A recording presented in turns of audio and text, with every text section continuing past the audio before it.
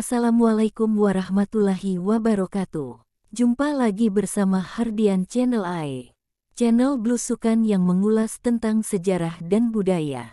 Lokasi situs Grobogan di Jombang, tak jauh dari lokasi Yoni Gambar dan masih satu desa dengan wahana wisata Sumberboto. Memang, situs ini berada tak jauh dari Jalan Raya Sumberboto. Jadi tak ada salahnya kita menambah destinasi wisata ketika mengunjungi hutan kayu ulir di Sumberboto kemudian dilanjutkan mampir ke situs Grobogan. Situs Grobogan terdiri dari 8 umpak batu berbahan batu andesit. Umpak sendiri adalah batu yang dijadikan alas tiang batu sendi. Seperti sebuah pilar, biasanya di bagian bawahnya terdapat pondasi penyangga tiang, dan itulah fungsi umpak ini.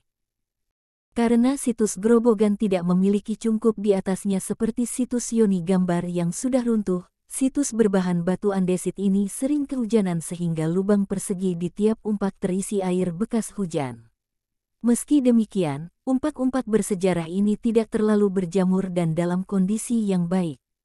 Meski ukurannya berbeda-beda, secara garis besar umpak-umpak ini memiliki tipikal bentuk yang sama. Bagian atasnya berbentuk segi 8, mirip dengan logo Wilwatikta yang juga punya sape segi 8. Sedangkan di bagian bawahnya membentuk persegi. Di tiap bagian sisi sampingnya, permukaannya diukir dengan pahatan sederhana yang sekilas mirip logo trefoil daun. Umpak-umpak ini berada di lahan pribadi milik Kiai Haji Ainun Najib. Meski namanya sama, Kiai Haji Ainun Najib ini bukanlah MH Ainun Najib yang kita kenal dengan Cak Nun dari sang budayawan asli Jombang dari daerah Sumobito. Dulunya umpak-umpak ini terbengkalai di tempatnya di sawah. Benda purbakala ini tersebar di beberapa tempat yang masuk dalam lingkup lahan yang dimiliki oleh leluhur Pak Ainun Najib secara turun-temurun. Keluarga Pak Ainun Najib pun sudah merawatnya secara turun-temurun, hingga Balai Pelestarian Purbakala Trowulan datang melakukan pengamatan. Kemudian ditetapkanlah situs yang berada di lahan keluarga ini, sebagai situs Grobogan dan dipasang tanda peringatan maupun papan nama. Umpak-umpak tersebar kemudian ini digabungkan dalam satu lokasi. Ketika ada pembangunan, lalu situs berumpak ini lokasinya dipindahkan dan dijadikan satu di pelataran masjid yang didirikan sang kiai. 7 umpak disandingkan berjajar. 3 deret umpak dan deretan lainnya berupa 4 umpak tampak berdampingan. Tersisa 1 tempat umpak, namun terlihat 1 umpak berdiri terpisah dari rekan-rekannya. Awalnya Jombang City Guide mengira 1 umpak ini khusus in situ yang letaknya masih asli dari tempat awalnya. Atau bisa jadi karena susah dipindahkan sehingga dibiarkan terpisah. Namun ternyata pendapat Jombang City Guide salah. 1 umpak penyendiri ini, rupanya punya cerita tersendiri. Dari kisah yang dituturkan Pak Ainun Najib, ternyata umpak penyendiri ini memiliki selubung mistis dalam kisahnya. Ketika dipindahkan, Pak Ainun Najib mengerahkan sekelompok pria dewasa untuk mengangkatnya. Pemindahan umpak-umpak jumbo ini dilakukan dengan lancar seperti pemindahan batu pada umumnya, dengan formasi peletakan 8 deretan umpak berjajar, 4-4 berdampingan. Esok paginya, 1 umpak penyendiri ini berada di tempat yang berbeda dengan rekan-rekannya.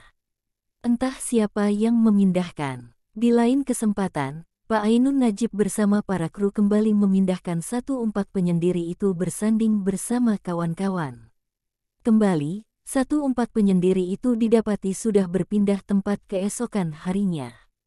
Umpak penyendiri itu kembali di tempat yang sama yang berbeda dari rekan-rekannya. Entah siapa yang memindahkan.